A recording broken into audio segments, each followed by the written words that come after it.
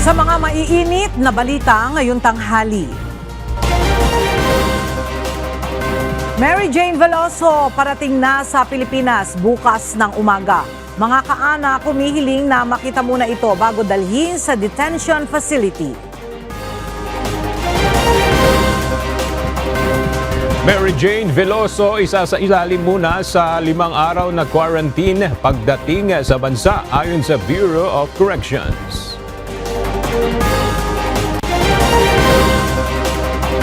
Pagbibigay ng pardon kay Mary Jane Veloso wala pa sa radar ni Pangulong Ferdinand Marcos Jr. ayon kay Executive Secretary Lucas Bersamin. Trust at approval ratings ng mga pangunahing opisyal ng gobyerno bumaba ayon sa isang survey. PhilHealth haharap sa House Good Government Panel kaugnay ng zero subsidy ng ahensya.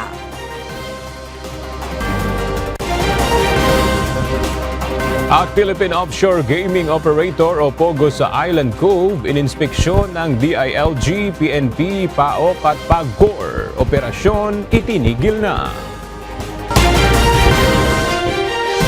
Magandang tanghali mga kasangbahay. Ngayon po ay araw ng Martes, December 17, 2024. Tayo po ay sabayang napapakinggan sa Radyo La Verdad 1350, ang UNTV Radio at una sa mga balita ngayon tanghali. Bukas na ang inaasahang pag-uwi sa Pilipinas ng overseas Filipino worker na si Mary Jane Veloso na mahigit 14 na taon nang nakadetine sa Indonesia. Kaugnay nito, nakikiusap ang kanyang mga abogado sa mga opisyal ng pamahalaan na sana ay mapayagan ang mga kaanak nito na makita si Mary Jane pagdating nito sa airport bukas. Mula sa Quezon City, alamin natin ang detalye kay Asher Cadapan Jr. live. Asher, ano ang plano ng mga kaanak at legal counsel sa pag-uwi ni Mary Jane Veloso sa bansa bukas? Balak abangan ng mga kaanak at legal counsel ang mismong pagdating ni Mary Jane Veloso sa Ninoy Aquino International Airport bukas ng umaga. Naghahanda ng salubungin ng mga kaanak at abogado ang pag-uwi ni Mary Jane matapos kumpirmahin ng Department of Foreign Affairs ang nakatakdang pagdating nito sa Pilipinas. Ayon kay Attorney Jocelyn Denla, isa sa mga abogado ni Mary Jane, nais silang magsagawa ng masayang homecoming sa pag-uwi nito sa bansa pagkatapos ng halos 1.5 dekada na nasa Indonesia. Ngunit nais rin nilang makausap si Mary Jane, alinsunod na rin sa karapatan nito na makapagkonsulta ng pribado sa kanyang mga Philippine lawyer. Hangad ng legal counsel ni Veloso na mapaliwanagan siya ng mga detalye ng mga mangyayari sa kanyang pagdating sa bansa. Kabilang na dito ang kung ano ang mga senaryo na maaari niyang asahan, ano ang dapat nitong or ano ang mangyayari sa kanyang mga kaso rin na hinaharap kabilang yun doon sa may Nueva Ecija, kabilang na particular doon, laban doon sa kanyang recruiter, kabilang na ang mga payong legal sa kanya. Nakikiusap din kami sa gobyerno natin na payagan na doon pa lang ay ma-meet na siya ng pamilya niya. Kasi sabik na talaga sila na magkita in the flesh. Lalo na hindi napagbigyan yung naunang plano sana no, na tumulak sila sa isang compassionate visit. Kaya sana mapagbigyan. Kung hindi man, ay agad namin siyang dadalawin kung saan siya dadalhin.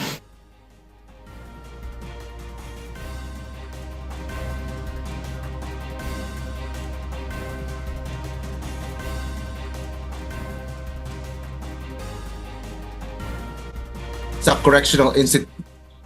Paliwanag pa ng abogado ni Mary Jane, batay sa huling impormasyon na inilabas na rin ng Department of Justice ay idediretso ito sa Correctional Institution for Women sa Mandaluyong City. Inaasahang dadaanan niya ito sa normal na proseso sa paglipat ng isang preso gaya ng booking at medical examination. Ella, kasabay nito ay muling nanawagan ang legal counsel at mga kaanak ni Mary Jane Veloso na agad siyang mabigyan ng executive clemency o pagpapatawad at tuluyang pagpapalaya ni Pangulong Bongbong Marcos. Nakatakda namang dumating si Mary Jane Veloso sa Ninoy Aquino International Airport sakay ng Cebu Pacific Airline bukas, December 18, bandang alas 5 ng umaga. Yan ang latest. Balik sa iyo, Ella. Maraming salamat, Asher Kadapan Jr. Isa sa ilalim pa sa 5 araw na quarantine si Mary Jane Veloso pagdating nito sa Pilipinas sa Correctional Institution for Women o CIW sa Mandaluyong City ayon sa Bureau of Corrections. Mula sa Maynila, alamin natin ang detalye mula kay Dante Amento live. Dante, bakit daw kailangang isa-ilalim pa sa quarantine si Mary Jane? Magandang umaga bilang bahagi ng protocol na ipinatutupad ng Bureau of Corrections o BUCOR sa mga bagong committed na person deprived of liberty o PDL gaya ni Mary Jane. Pagdating ito sa bansa ay dadaan siya sa 5 araw na quarantine sa Correctional Institution for Women o CIW sa Mandaluyong City kung saan siya inaasahang ikukulong. Ilalagay siya sa quarantine cell para sa medical observation para malaman kung mayroon itong handicap, physical o mental illness. Ayon sa BUCOR, matatapos ang quarantine sa December 24 at sa December 25 ay pwede na itong bisitahin ng kanyang immediate family. Bukod dito, isa sa ilalim rin ito sa 55-day na orientation, diagnostic evaluation at initial classification. Pagkatapos ay saka pa lamang siya ililipat sa kanyang corrections facility. Tiniyak naman agad ng BUCOR na hindi magkakasama sa detention cell si Veloso, pati ang umano'y illegal recruiter nito na nakakulong din ngayon sa CIW sa Mandaluyong. Kasama ngayon sa BUCOR o si BUCOR Director General Gregorio Katapang Jr. sa mga sumundo kay Veloso sa Indonesia. Yan ang ating update mula dito sa Maynila. Balik sa iyo, Aga. Maraming salamat, Dante Amento. Wala pa sa radar ni Pangulong Ferdinand Marcos Jr. ang panukala na bigyan ng pardon ang overseas Filipino worker na si Mary Jane Veloso.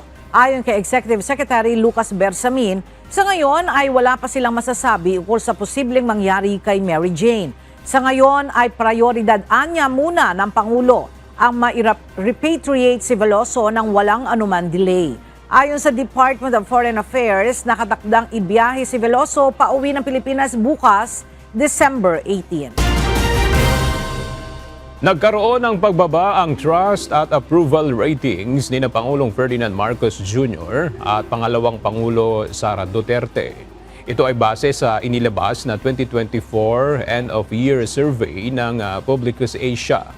Ayon sa survey na nilahukan ng 1,500 respondents noong November 29 hanggang December 3, bumaba sa 33% mula sa 43% noong nakaraang quarter ang approval rating ni Pangulong Marcos Jr.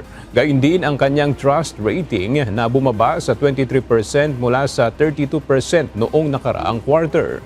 Si Vice President Sara Duterte naman ay mayroong approval rating na 37%. Na mas mababa sa 40% na kanyang nakuha noong ikatlong quarter ng taon. Bahagyang bumaba rin ang trust rating ng pangalawang Pangulo na mula sa 33% ay 31% sa huling quarter ng taon. Ayon sa survey, labis na nakaapekto sa pananaw ng publiko ang mga issue at kontrobersyang nangyayari ngayon sa politika. Tiniyak ni Pangulong Ferdinand Marcos Jr. na hinahanapan na ng gobyerno ng paraan upang maibalik ang 10 bilyong pisong tinapyas sa computerization program ng DepEd sa 2025 proposed budget. Ayon sa Pangulo, nais niya sanang iwasan ang pag-veto ng anumang probisyon sa panukalang budget mula sa BICAM. Ipinapaubaya niya sa Bicameral Conference Committee at mga lider ng Kongreso ang solusyon sa issue. I think it is contrary to all our policy directions. When we talk about the STEM development of our educational sector, and then to the continuing development because yung nawala na 10 billion comes from the computerization item. So we're working on it to make sure that we will restore it. Nananawagan ang isang labor coalition group na magbitiw sa pwesto sina Department of Health Secretary, PhilHealth President and Chief Executive Office Emmanuel Ledesma Jr. at mga board member nito dahil sa hindi nila maayos na nagampanan ang kanilang tungkulin. Kaugnay ito ng zero subsidy issue sa PhilHealth. Samantala ayon naman kay DOH Secretary Herbosa, may sapat na pondo ang PhilHealth kahit hindi sila mabigyan ng budget para sa 2025. Narito ang report ni Benedict Samson. Pinangangambahan na mapapabayaan ng healthcare system sa bansa kung maililipat sa ibang proyekto ng pamahalaan ng pondo na nakalaan sana para sa PhilHealth. Sa proposed 2025 General Appropriation Act, hindi nakasama ang subsidiya para sa PhilHealth. So yun ang problema binigay na sa PhilHealth para sa health program ng ating gobyerno para sa mga mamamayan. Ngayon, binawi, bigla, no? Binawi at gagamitin sa mga proyekto ng ating mga congressman o mga politiko. Kaya panawagan na nagkaisa labor coalition na magbitiw sa pwesto sina Department of Health Secretary Ted Herbosa, PhilHealth President and CEO Emmanuel Ledesma Jr. at ang lahat ng board member nito. Nananawagan din ng koalisyon na ibito ni Pangulong Ferdinand Marcos Jr. ang 2025 GAA. So sana ibalik na ni Presidente sa Kongreso. May mga batas naman na nasa lamesa na niya para permahan Pero ibinalik niya sa Kongreso, hindi naman niya binito, no? Binalik niya para i-review ng Kongreso at baguhin yung gusto niyang ipababago. Maaari naman gawin niya ng Presidente. Okay. Or otherwise, ang aking proposal diyan kung ayaw talaga ay i-veto ang buong 2025 budget. Kaugnay ng zero subsidy sa PhilHealth, isang open letter din para kay Pangulong Marcos Jr. ang ipinabatid ng Independent Health Reform Advocate na si Dr. Tony Leachon. Sa isang pahayag na sinabi ni Dr. Leachon na hindi na anya ito usapin ng politika, kundi nakasalalay na dito ang kapakanan ng mga pasyenteng kinukulang ng higaan sa mga pampublikong ospital dahil sa kawalan ng pondo para sa mas maayos na pasilidad. Usapin na anya ito ng libu-libong namamatay sa sakit na pwede naman sanang maiwasan dahil sa kawalan ng gamot, doktor at ng sistemang maaatrasan. Ayon kay Health Secretary Ted Herbosa, may sapat pa rin namang pondo ang PhilHealth kahit hindi ito mabigyan ng subsidiya mula sa budget ng gobyerno para sa susunod na taon. Hindi po nawala ang budget ng PhilHealth. Kaya ang press release namin, ang PhilHealth kaya pa rin tustusan ang lahat ng benepisyo ng mga membro. Wala pong mawawalang benepisyo. Mga nananakot lang at nag-agitate, nagsasabi, mawawala ng benepisyo ng PhilHealth. Napakarami po ng pera ng gobyerno. Ayon pa sa kalihim, halos magkasing halaga lang anya ang budget ng DOH at PhilHealth. Pero ang DOH ang pangunahing nagbibigay ng serbisyong pangkalusugan mula sa 87 hospitals at primary health care sa bansa. At ang PhilHealth, ang trabaho lang niya, bayaran lahat itong mga ospital na doon. Pag sila, tinatago nila yung pera sa bangko, may problema yun. Ba't mo bibigyan mo ng pera? Ibayad nila sa mga ospital natin para tuloy-tuloy ang benepisyo sa ospital. Kasi pag hindi pumasok yung pera sa ospital, wala tayong pambili ng gamot, wala tayong pambayad ng sweldo. Iginiit din ni Secretary Herbosa na wag basta paniwalaan ang mga nababasa sa social media. Huwag kayo maniniwala sa nababasa nyo sa social media. Lahat sila mali. Yung 150 billion, diba, kayang bayaran yung yung remainder. Yung subsidy natin, 5,000 per indirect member. Ang indirect member, mga 16 million. Pag minultiply mo yun, mga 80 billion. Magkano ba yung surplus? 150 billion! Ano yung itatabi? Tatago na naman sa bangko yung 150 billion.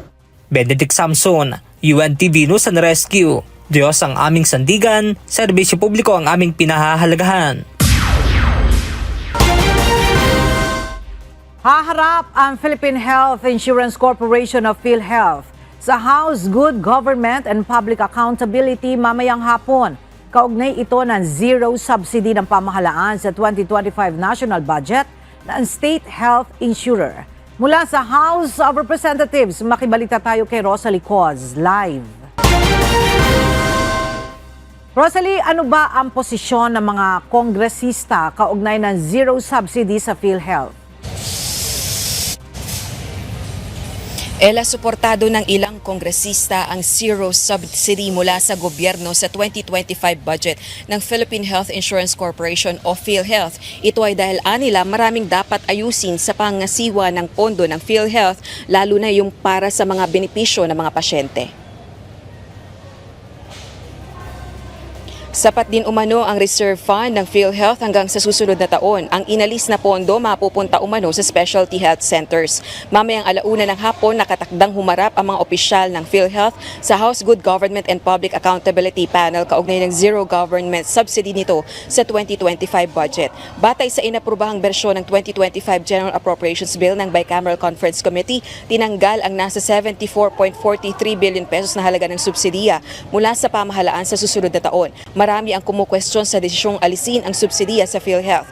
Gayun din ang bawasan ng budget ng Department of Education, Commission on Higher Education at iba pang ahensya. Mamaya, Ella, sa pagharap ng PhilHealth sa House Good Government and Public Accountability Panel ay aalamin natin kung meron nga bang reserve fund ang PhilHealth para tustusan yung mga pangangailangan ng mga benepisyaryo ng state health insurer. Balik sa iyo, Ella. Maraming salamat, Rosalie Coz live na nag-uulat mula sa House of Representatives.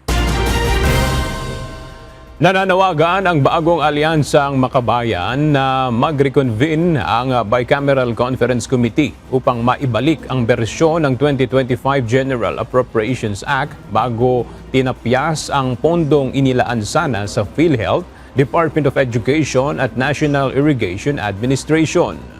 At para sa detalye, makibalita tayo kay Benedict Samson live. Benedict, hanggang kailan na lang ba yung session dyan sa House of Representatives? Magandang tanghali, Aga, hanggang bukas na nga lang yung session dito sa House of Representatives. Kaya naman nananawagan ang progresibong grupo na bagong alyansang makabayan na maibalik sa BICAM yung ngang bersyon itong 2025 General Appropriation Act. Sa 2025 GAA kasi ay natapyasan ng pondo ang Department of Education, Department of Health, kabilang ang government-owned and controlled corporation gaya ng PhilHealth. Kaya naman nais nila na sana bago mag-break ang session bukas ay mag-reconvene ang Bicameral Conference Committee para ma-i-realign ang nasa 352 billion pesos na natapyas na pondo. Kaya ang panawagan natin, kung talagang seryoso ang Kongreso na labanan ang korupsyon, dapat baguhin ang budget. Ibalik ang kinaltas na budget para sa mga serbisyong panlipunan, bawasan ang budget para sa utang panlabas, alisin ang lahat ng forma ng pork barrel.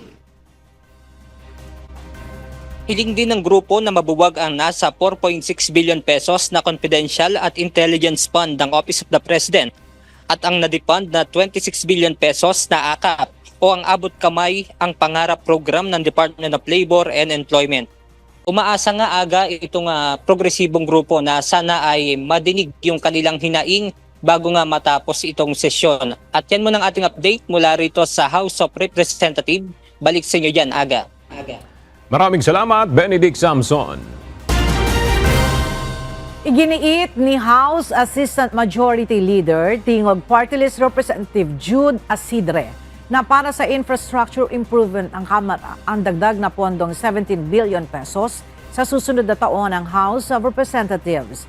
Samantala, ipinagtanggol naman ng ilang kongresista ang pagbabawas ng pondo para sa 2025 ng Department of Education at Philippine Health Insurance Corporation. Ang detalye sa ulat ni Rosalie Coz. Mula 16.34 billion pesos sa 2025 General Appropriations Bill, umakyat sa 33.67 billion pesos ang pondong nakalaan sa House of Representatives batay sa inaprubahang bersyon ng Bicameral Conference Committee o BICAM. Ipinaliwanag ni Tingog Party List Representative Jude Asidre, House Assistant Majority Leader at miyembro rin ng BICAM na nag-aproba sa final version ng 2025 National Budget ang 17 bilyong pisong halaga ng dagdag na pondo para sa House of Representatives. Paraan niya ito sa pagsaayos ng mga pasilidad ng Kamara. If I'm not mistaken, a significant part of that increase in the budget of the House goes to really improvements in our infrastructure. It's an ever-growing House in terms not only of membership but also in terms of capacities and activities. Dagdag pa nito, hindi lang ang Kamara ang nadagdagan ng pondo, kundi maging ang Senado na nagpapatayo rin ng kanilang sariling gusali. Mababang utilization rate sa nakalaang pondo para sa computerization program ng Department of Education o DepEd sa ilalim ni Vice President Sara Duterte. Ito naman ang dahilan kung bakit nagdesisyon ang BICAM na alisin ang 10 billion pesos na alokasyon para sa 2025 computerization budget ng kagawaran. Maging si Education Secretary Sani Angara nagbigay ng pahayag laban sa budget cut. Ayon sa kalihim, baliktad ito sa nakagawian ng Kongreso sa mga nakalipas na taon kung saan dinadagdagan pa ang pondo para sa edukasyon. Subalit giit ni Representative Asidre, dapat ayusin muna ng DepEd ang mga hamong kinakaharap nito. Hindi rin anya dapat ipagkumpara ang utilization rates ng DepEd at Department of Public Works and Highways o DPWH. I think magandang napapanahon na ayusin muna ng DepEd yung mga kung anumang mga challenges ang meron, especially in the utilization. The reasons for the inefficiencies in DPWH and DepEd cannot be you can't compare apples to oranges, no. Sa DPWH, for example, a significant amount of the reasons bakit nagkakaroon ng inefficiencies is brought about, of course, by the weather. Mula sa 748.6 billion pesos na halaga ng pondo ng DepEd sa General Appropriations Bill, naging 737.08 billion pesos ito sa BICAM-approved 2025 national budget. Tinatayang nasa 11.57 billion pesos ang budget cut. Ang Department of Public Works and Highways o DPWH naman mula 825.11 billion pesos sa General Appropriations Bill naging 1.11 trillion pesos sa inaprobahang bersyon ng BICAM.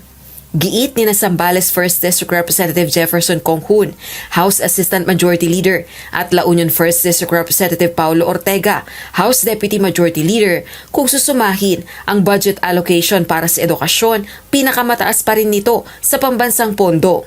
Pag pinagsama-sama mo kasi yung budget, no, ng education, Department of Education, CHED, SUCs, no, TESDA, mas malaki pa rin ang budget ng nilalaan ng ating pamahalaan sa edukasyon, no. Hindi naman po porke bumaba hindi na po priority. It is one of the priorities and it's one of the big priorities of this administration. Meron lang po mga programa na kailangan nating i-reassess. Kaugnay naman ang pagtatanggal ng 74.4 billion pesos na halaga ng government subsidy sa 2025 budget ng Philippine Health Insurance Corporation. Bunso din ito ng low utilization rate ng state health insurer. Maraming kailangan i-improve ang PhilHealth. Ganito lang ho yun. Kung nakikita mong yung binigay mo dati ay hindi pa nagagamit, bakit mo dadagdagan para lang ma-exacerbate yung efficiency na meron yung isang agency? May pondo ang PhilHealth na hindi nagagamit. Kailangan munang lagdaan ni Pangulong Ferdinand Bongbong Marcos Jr. ang 2025 General Appropriations Bill upang tuluyang maisabatas. Nanawagan naman ang Makabayan Bloc lawmakers sa liderato ng dalawang kapulungan ng Kongreso na i-reconvene ang Bicameral Conference Committee. Gayon din, ibalik ang mga tinanggal na pondo para sa social services at alisin ang sinasabi ng mga itong pork barrel allotments sa infrastructure projects at 17 billion pesos na itinaas sa House of Representatives. Rosa Licoz, UNTV News and Rescue. Diyos ang aming sandigan, serbisyo publiko ang aming pinahahalagahan. Tiniyak ng Philippine Health Insurance Corporation o PhilHealth na may sapat silang pondo para bayaran ang health benefits ng mamamayang Pilipino. Ito ang binigyang diin ni Dr. Emmanuel Ledesma, President and CEO ng PhilHealth. Sa isang video statement, sinabi nito na may sapat na pondo ang state health insurer. Our financial position is strong and sufficient to sustain our operations. With a total of 281 billion in reserves and 150 billion pesos in surplus funds as of October 2024. On the other hand, our investment portfolio as of November 2024 already reached 489 billion pesos. Gayunman, nananatiling issue ang zero government subsidy sa PhilHealth para sa susunod na taon na ipinasya ng Bicameral Conference Committee ng Kongreso. Pinabawi din ng Department of Finance ngayong taon ang 89 billion pesos na subsidiya ng gobyerno sa PhilHealth, bagamat ipinatigil muna pansamantala ng Korte Suprema ang paglipat ng pondo. Pinatitiyak ng Commission on Elections o COMELEC sa mga ahensya na magpapatupad ng pamamahagi ng ayuda o social services na hindi ito magagamit sa politika. Ito ang reaksyon ng COMELEC sa pahayag ni Attorney Harry Roque na uubusin ang pamamahagi ng ayuda tulad ng AKAP sa panahon ng eleksyon bilang paraan ng vote buying. Narito ang report ni Dante Amento. Inihayag ni dating presidential spokesperson Attorney Harry Roque na gagamitin ang mga ayuda ng gobyerno tulad ng ayuda sa kapusang kita o AKAP para sa politikal na pakinabang. Uubusin anya ito sa pamamahagi sa panahon ng eleksyon. Samantakin nyo, yung 83 million kada congressman na 200 million kada senatong, pwede nilang ipamigay sa panahon ng eleksyon, maski election period na at hindi sila mapaparusahan for an election offense. Paliwanag ni Roque, ang pamimigay ng ayuda sa election period ay isang paraan sa pamimili ng boto. Lahat ng mga ayuda na dapat ibinibigay sa isang buong taon, uubusin po yan sa panahon ng eleksyon dahil ang eleksyon ay Mayo. Sigurado po yan. Marso pa lang ubus na yan. Kasi may mga listahan na yung mga senatong at mga congressman na yan kung saan talaga sila mamimigay para ang mangyayari institutional vote buying. Ayon naman kay Commission on Elections o COMELEC Chairman George Erwin Garcia, dapat siguraduhin ng mga ahensya ng pamahalaan na magpapatupad ng pamimigay ng ayuda na hindi ito magagamit sa politika. May babala ang COMELEC sa mga binigyan nila ng exemption sa distribusyon ng tulong sa panahon ng halalan. Pero tiniyak ng COMELEC na hindi naman sila ang magiging dahilan para hindi maipamimigay ang ayuda na dapat matatanggap ng mga mahihirap nating kababayan. Kabilang sa nabigyan na ng exemption ng COMELEC ay ang Department of Labor and Employment o DOLE. Dapat ang pamamahagi o pagpapatupad ng mga programa ay hindi makakaapekto sa isasagawang halalan sa 2025. Dante Amento, UNTV, News and Rescue. Diyos ang aming sandigan, serbisyo publiko ang aming pinahahalagahan.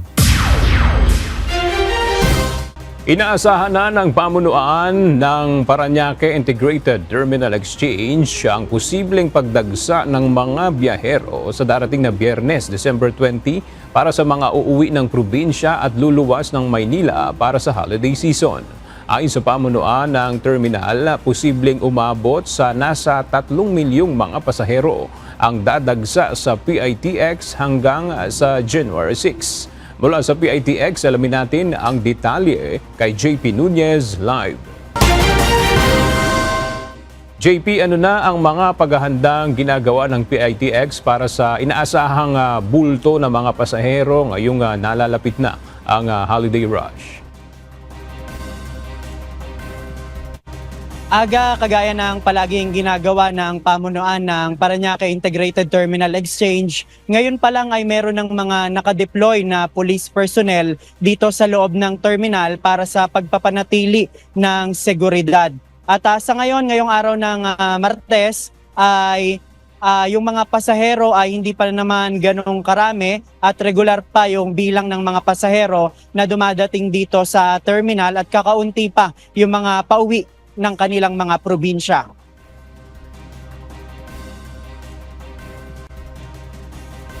Inaasahan nga ng pamunuan ng Parañaque Integrated Terminal Exchange na pagdating ng Biyernes ay posibleng maranasan na ang bugso ng mga pasahero na magbabakasyon ngayong holiday season. Ito yung mga papasok yung papasok ng huling weekend bago ang December 25, kaya inaasahang dito sa petsa na ito ay mag-uuwian na ang ilang mga pasahero. Hanggang December 23, inaasahan yung peak ng mga pasahero at bababa ito paglagpas ng December 25. Sa huling weekend naman ng Disyembre, inaasahan din ang peak ng mga pasahero na uuwi naman sa mga probinsya para sa pagpapalit ng taon. Sa pagtaya ng pamunuan ng terminal, posibleng umabot sa 3 milyong pasahero ang mga bibiyahe sa PITX mula December 20 hanggang sa January 6. Sa ngayon, meron ng pakikipag-ugnayan ang PITX sa Land Transportation Franchising and Regulatory Board o LTFRB para sa pag-i-issue ng special permit para sa dagdag na mga unit ng bus. Gayon din ang pagsasagawa ng mga inspeksyon upang tiyaking nasa maayos na kondisyon ang mga provincial bus at mga driver nito. Nakipag-ugnayan na rin sila sa Metropolitan Manila Development Authority o MMDA para sa development ng mga traffic personnel na magmamando ng mga sasakyan papasok ng terminal upang hindi tumukod ang matinding traffic.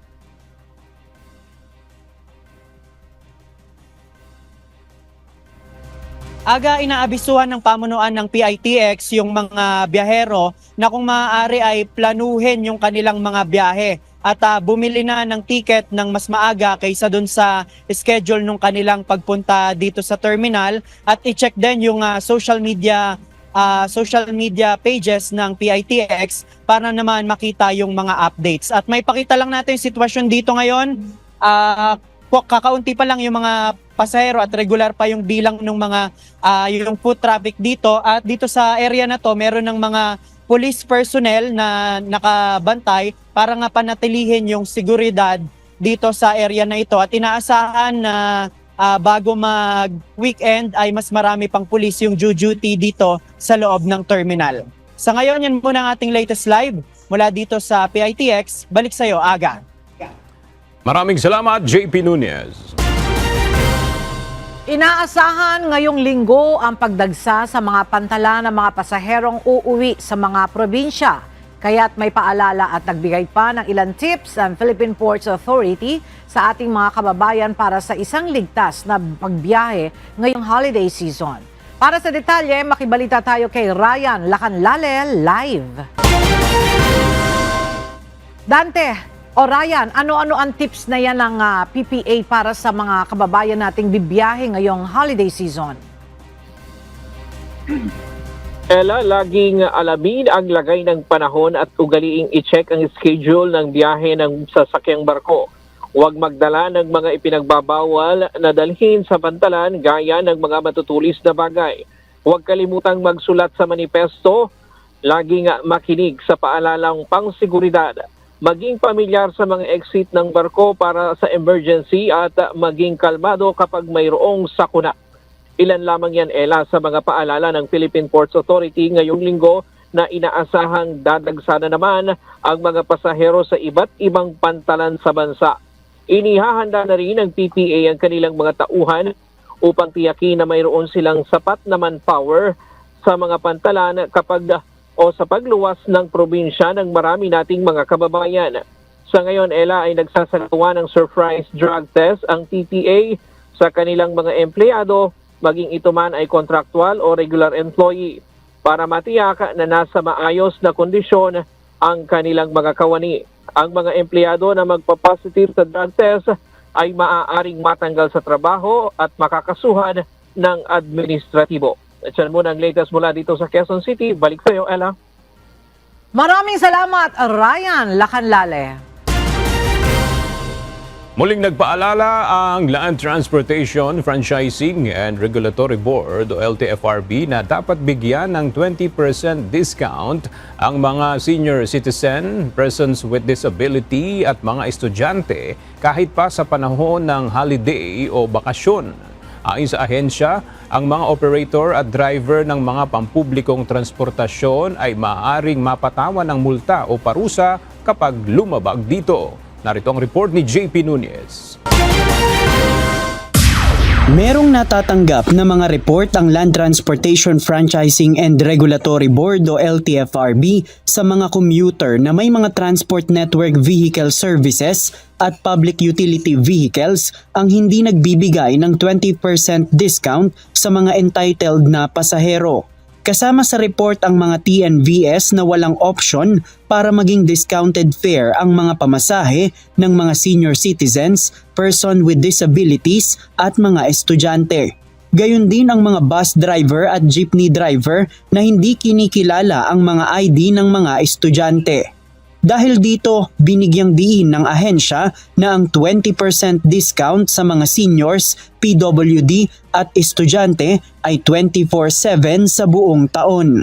Ibig sabihin kahit ang mga holidays, panahon ng bakasyon at weekends ay kasama sa mga panahon na dapat magbigay ng diskwento ang mga public transport.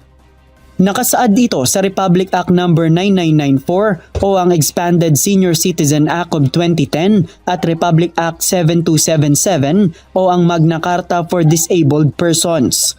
Ayon sa LTFRB, ang mga lalabag dito ay maaaring mapatawan ng multa, suspensyon ng prangkisa o revocation ng prangkisa kung paulit-ulit ang paglabag. Tiniyak din ng ahensya ang monitoring at pagberipika sa ganitong klase ng mga reklamo para sa kapakanan ng mga pasahero.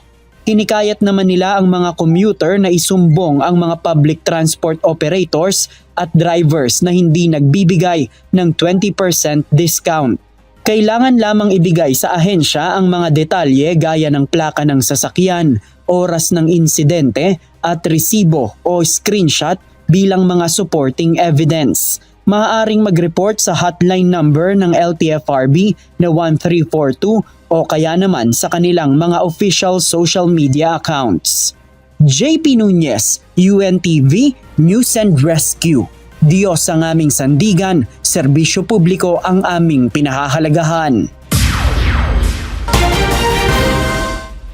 Itinigil na ang operasyon ng Pogo sa Island Cove sa Cavite. Ito ang ipinakita sa isinagawang inspeksyon ngayong araw na pinangunahan ni Department of the Interior and Local Government Secretary John Vic Remulla.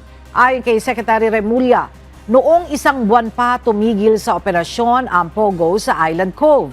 Mula sa Cavite, naroroon ang ating kasama na si Lea Ilagan live. Lea, ano na ang update sa isinagawang inspeksyon dyan sa Cavite?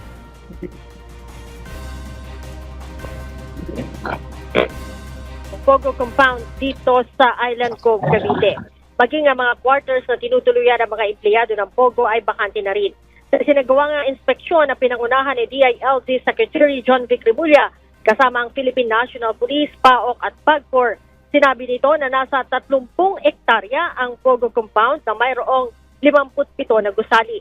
Nasa 15,000 Pilipinong empleyado at 15,000 dayuhan ang apektado ng pagsasara nito. Sinabi ni Secretary Remulla noong nakaraang buwan pa walang supply ng kuryente dito sa compound. Kaninang umaga nga isa-isang ipinadlock ang mga gusali at nilagyan din ito ng closed signage. Ayon kay PAGCOR Chairman Alejandro Tenco, ang Pogo dito sa Island Cove ang kahulihang Pogo na nagsara sa bansa. Ang PNP siniguro namang babantayan ang mga nagsarang Pogo sa Pilipinas, lalo na't mayroon silang natatanggap na report na mayroong mga guerrilla operation kung saan ginagamit ang BPO bilang cover. Matatanda ang ELA na December 31 ang deadline na ibinigay ng Pangulo para isara ang lahat ng Pogo operation sa bansa. ELA? Maraming salamat, Lea Ilagan. Maglulunsad ang Department of Social Welfare and Development o DSWD ng isang Unified ID System gamit ang web-based portal para sa real-time verification ng PWD IDs. Ito ay kasunod ng napaulat na pagkalat at paggamit ng pekeng PWD ID para makakuha ng mga benepisyo tulad ng VAT exemption at diskwento na nagresulta sa pagkawala ng halos 88 billion pesos na kita. Inimok ni Secretary Rex Gatchalian ang publiko na i-report ang mga insidente ng bentahan ng pekeng PWD IDs sa National Council on Disability Affairs o NCDA, Persons with Disability Affairs Office o PDAO o sa mga otoridad. Inilabas na ng Professional Regulation Commission o PRC ang resulta ng 2024 Certified Public Accountants Licensure Exam. Ayon sa PRC, 3,058 aplikante ang pumasa sa CPA board exams na isinagawa noong December 6, 7 at 8. Nasa halos 30% ang bilang na ito mula sa kabuang 10,361 na aspirants ng board exam na orihinal na itinakda para sa Oktubre, ngunit na-reschedule dahil sa bagyong Christine. Top 1 board passer si Gian Iseu ng University of San Carlos na nakakuha ng score na 89.67. Sinundan siya ni Julia Nicole Vitug ng University of the Philippines, Diliman na nakakuha ng 89.50 na puntos.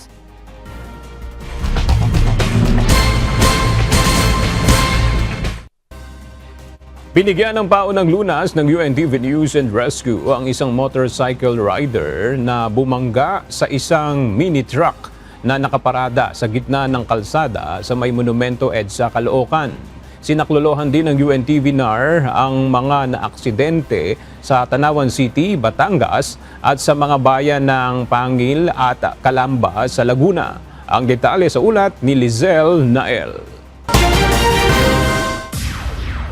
Pasado alas 5 ng umaga noong Linggo, December 15, nang makatanggap ng tawag mula sa isang kawani ng Metropolitan Manila Development Authority o MMDA ang UNTV News and Rescue Team kaugnay sa nangyaring aksidente sa EDSA Monumento, Caloocan City.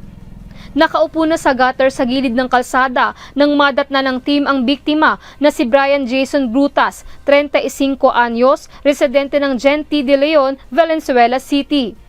Bumangga ang motorcycle rider sa nakaparadang mini truck sa gitna ng kalsada sa may EDSA Monumento northbound, Caloocan City. So, nakapark sila dyan, eventually merong motor na nakabuntot sa likod at hindi niya napansin, sumalpok po siya. Nagtamo ang biktima ng sugat sa labi, ilong at pamamaga sa kanang pisngi. Unang rumesponde sa aksidente ang kawani ng MMDA. Inassess naman ng UNTV News and Rescue Team at nilapatan ng paunang lunas ang biktima. Pagkatapos lapatan ng first aid ng rescue team ay inihatid na ito sa Caloocan City Medical Center. Nagpagulong-gulong naman sa kahabaan ng kalsada sa Pasiano, Calamba, Laguna ang isang rider matapos nitong mabangga ang isang tricycle at isang motorsiklo. Kinilala ang rider na si Marvin Lumbais, 22 anyos. Nagtamo ito ng posibleng dislocation sa kaliwang braso, laceration sa kanang paa at mga gasgas sa iba't ibang bahagi ng katawan. Ayon sa nakakita sa aksidente, mabilis ang takbo ng rider kaya't nabangga nito ang nakatigil na tricycle at motorsiklo. Nakipag-ugnayan naman ang mga sangkot sa aksidente sa mga responding pulis habang ang nagmamaneho ng tricycle ay agad nang umalis.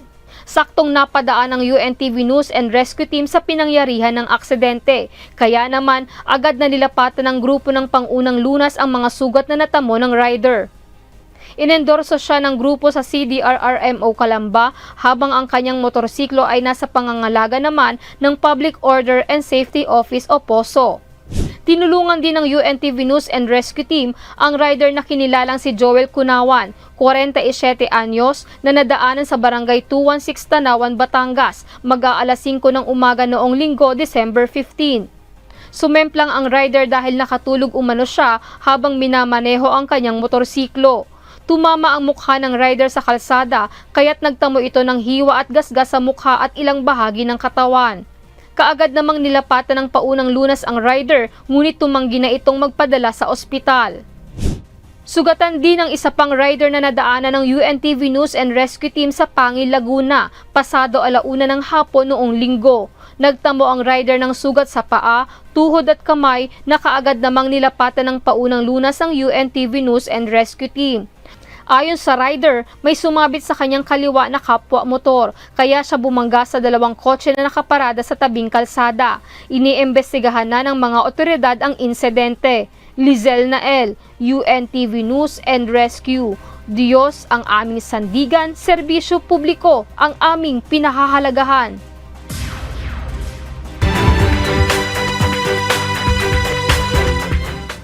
Nag-deploy na ang Provincial Veterinary Office ng mga para-veterinarians upang umasiste sa mga nag-aalaga ng mga hayop sa evacuation centers sa Negros Occidental. Sa ngayon ay umabot na sa mahigit 26,000 mga hayop doon ang nagkakasakit na dahil sa epekto ng pagputok ng bulkang Canlaon. Ang mga ito ay mga na-rescue mula ng unang mag-alboroto ang bulkan. Mula sa La Carlota City, makibalita tayo kay Lalaine Moreno live. Lalaine, ano ang karaniwang sakit ng mga hayop na natuklasan nila dyan at wala ba yung panganib sa mga tao na nasa evacuation centers din? Kaya ayon sa Provincial Veterinary Office ng Negros Occidental, karamihan sa mga ito ay nagkakaroon ng respiratory disease katulad ng sakit ng tiyan, walang gana pagkain at nagkakaroon din ng ibang mga hayop ng stress dahil sa iba't ibang kadahilanan.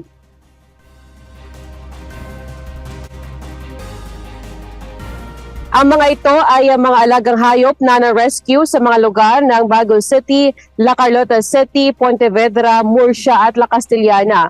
Bukod sa mga manok at baboy, kasama rin sa mga inilikas ang mga panghanap buhay na kalabaw, alagang kambing, baka, pato at maging ang mga aso at pusa. Nag-deploy na ng mahigit 100 para-veterinarian sa Provincial Veterinary Office ng Negros Occidental para umasiste sa mga animal racers, mag-assess sa problema at pangangailangan ng mga livestock owners. Ayon sa PVO, nakararanas na ng stress ang mga inilikas na hayop dahil sa pagbiyahe, pagbabago ng klima, sa mga nakikita sa paligid o maging sa kanilang mga pagkain. Kahapon, tinurukan na ng anti-stress supplement ang mga hayop sa livestock evacuation para makarecover.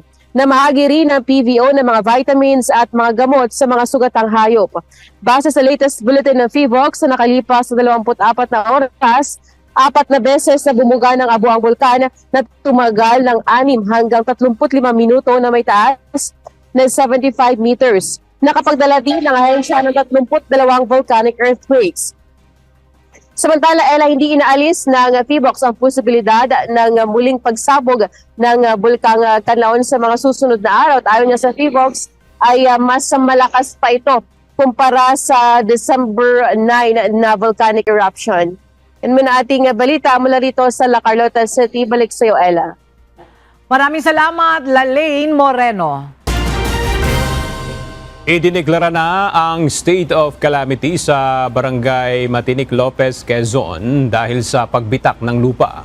Nagbigay na ng direktiba si Quezon Province Governor Helen Tan para sa agarang pamamahagi ng kinakailangang tulong, pagsasaayos ng kalsada at iba pang pinsalang idinulot ng pagbitak ng lupa sa Barangay Matinik Lopez, Quezon. Ayon sa gobernadora, agad na kumilos ang LGU sa pamamagitan ng pakikipag-ugnayan sa Barangay Disaster Risk Reduction and Management Council o BDRRMC, paglikas ng mga residente, pagsasaayos ng trapiko at pagbabawal ng akses sa mga mapanganib na lugar. Ayon sa Municipal Disaster Risk Reduction and Management Office ng Lopez, at base na rin sa ginawang pagsusuri ng Mines and Geosciences Bureau ng Department of Environment and Natural Resources o DENR, isang slump movement ang nangyari sa Barangay Matinik. Ang slump movement ay isang uri ng paggalaw ng lupa na posibleng ang naging dahilan ay ang ilang araw na pag-ulan na nararanasan sa naturang barangay kaya lumambot at gumalaw ang lupa. Nasa 54 na pamilya na o halos 200 individual ang nasa evacuation center.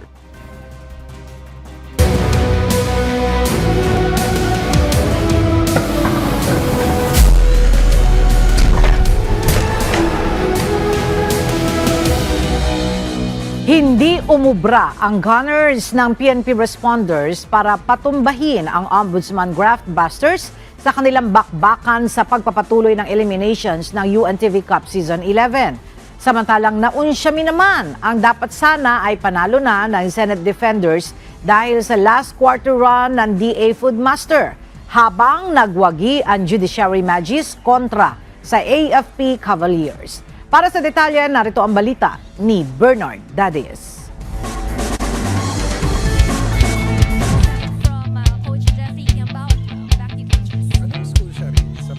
Umakyat pa ng isang pwesto ang Judiciary Magis sa team standings ng Group B sa UNTV Cup Season 11 Eliminations matapos ang kanilang bakbakan ng AFP Cavaliers noong linggo sa Paco Arena sa Maynila. Nagpaulan ng tig-5-3 si Chester Tolomia at Nover Binoebra para pahirapan ang Cavaliers na hindi nagawang makalamang sa buong stretch ng game. First quarter pa lamang may tig 7 points na agad si Tolomia at Buenaobra. Natinapatan din ng combined 14 points ni Romeo Almirol at Froilan Tobio. 24-22 lamang ang Judiciary. Second frame, the elevator Chester Tolomia pa rin ang key sa offense ng Magis plus 9 points sa quarter na ito. Habang si Coach Jeffrey Kembao naman ang bumuhat sa opensa ng AFP with 7 points, 46-38. Third kanto, lumobo sa 15 puntos ang abante ng Magis after 3.5 minutes. Pero sumagot ng 19-8 run ang AFP courtesy ni Darwin Cordero, Almirol at Kembao. 68-64, apat na lang ang hinahabol ng AFP. Last quarter, hindi mapigilan ng AFP ang Gunners ng Magis na nagbuslo ng 25 points kaya naman na-outscored sila with 11 points. Sa huli, panalo ang Judiciary sa final score na 93-75. Best player of the game si Nover Binoebra with 32 points, 6 rebounds, 3 assists at 2 blocks. At si Chester Tolomia na humakot ng 30 points, 16 boards, 5 dimes at 2 steals. Sumusunod lang kasi kami sa spacing namin, sa proper spacing namin, kaya nakakatira ako ng 3 points kasi may high-low play kami, so yung spacing namin maayos. Pinakamaganda na lagi sa amin ngayon yung depensa talaga eh. Maganda yung pinapakita ng mga kasama ko, lahat tutulong-tulong sa depensa ba. Sa ngayon, meron ng 2-1 win-loss record ang Judiciary, habang ang AFP naman ay meron ng 3 panalo at 2 talo. They are enjoying the game. Walang pressure. Kumbaga naglaro sila with all their hearts na walang pressure talaga. Off yung mga shooter ko, no? So, hindi kami maka-abante, hindi kami maka-transition. So, yun yung naging problema namin. Number 1, defense, and then yung outside shooter namin, wala talaga.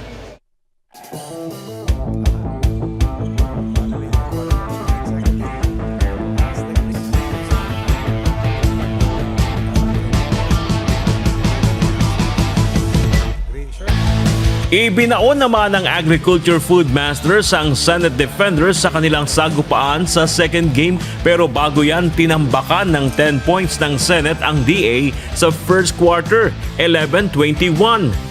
Second frame na ibaba na sa single digit ng Food Masters ang lamang ng Defenders, 33-38. Third kanto, 2 out of 3 attempts beyond the arc si Gary Sevilla ng Senado para iangat muli sa double-digit advantage ang Defenders, 47-59. Mistulang nabulaga ang Senado sa fourth quarter. Tila nabilaukan ang Defenders sa ipinakain na 27-0 run ng DA after almost 7 minutes. Humataw ng 16 points si Cianco para sa Food Masters sa quarter na ito. Umani ng 35 points ang DA habang nabaon lamang sa 13 points ang Senado sa final quarter. Hindi na nagawang makabawi ng Senado hanggang sa maubos ang oras sa final score na 82-72. Best player of the game sina Cianco na gumapas ng 30 points, 10 rebounds, 5 assists at 2 steals. At si Marlon Calao na kumabig ng 13 points, 5 boards at 2 dimes. We have to start on defense kasi nung first and second quarter medyo soft, masyadong soft yung namin. And hindi kami makapag-transition offense kasi nakaka-shoot sila. So nag-focus muna kami sa defense, then after the defense, yung offense came through na lang. Yes, yung naging namin, lapses namin, lalo na sa first half, yung siyempre of course, yung defense namin, medyo naging naging soft kami noon, tulad nga sinabi ni Sean. Totoo yun na ganun nga, pero ayun nga, pagdating ng second half, nakabawi kami. Ayun nga, nagpapasalamat nga kami doon sa namin, adjustment namin, kaya namin nakabalik. Nasa ikalawang pwesto ngayon sa Group A ang Food Masters na may 3-1 panalo-talo at may 1-3 win-loss record naman ang Senate. na-motivate ang players sa dugout after ng first half. Medyo erratic, tapos tentative ang players nung first half eh. So, medyo kailangan may parang gulpe di gulat na salita na kailangan mo silang ma-motivate talaga na hindi tayo pwedeng relax maglaro. So, kailangan yung intensity, yung momentum lagi na sa atin. Siguro ngayon, work kami ulit. Kailangan namin back to the drawing board, kumbaga. Magpa-bounce back naman yan. Medyo masakit lang, siyempre. Yun nga, binild up nila yung gano'n. Tapos, in the end, ang laki nung, I think, naka 30 points yung kalaban in one quarter.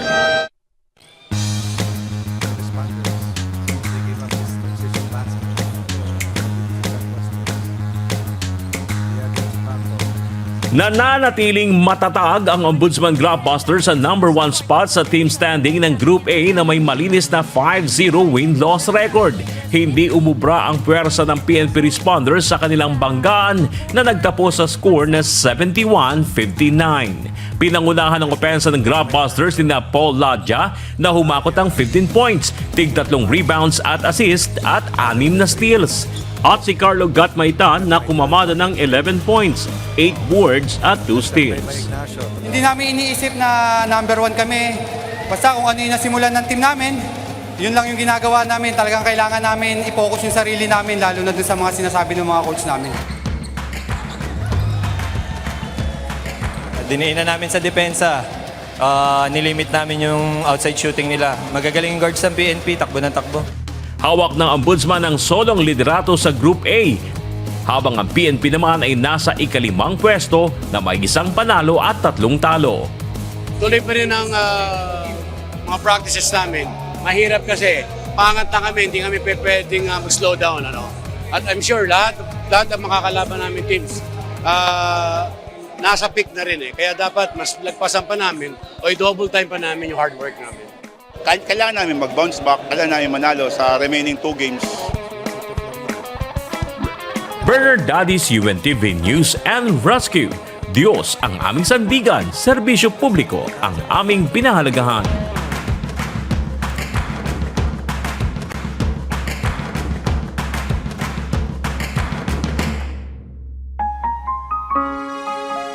At sa ating pong iiwang mga salita ng Diyos na ating sandigan mula sa Aklat ng Kawikaan, Kapitulo 3, versikulo 27 na nagsasabi, "Huwag mong ikaihit ang mabuti sa kinauukulan pagka nasa kapangyarihan ng iyong kamay na ito'y gawin."